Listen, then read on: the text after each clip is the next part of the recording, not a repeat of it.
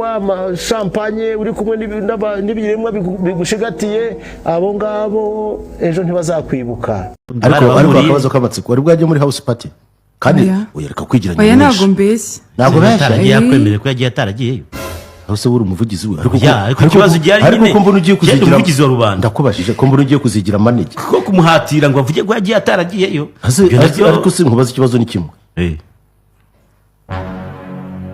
Aha mbaza nyine surambaza gutya n'urutoki uza gusoma article ya 12 muri kontra yawe. Ivuga iki? Ibyo bintu by'urukundo mu kazi ntabwo tubyemera. Come look at this. Iterabwoba. Iterabwoba. Sarani bazagahita igitutu cy'iterabwoba.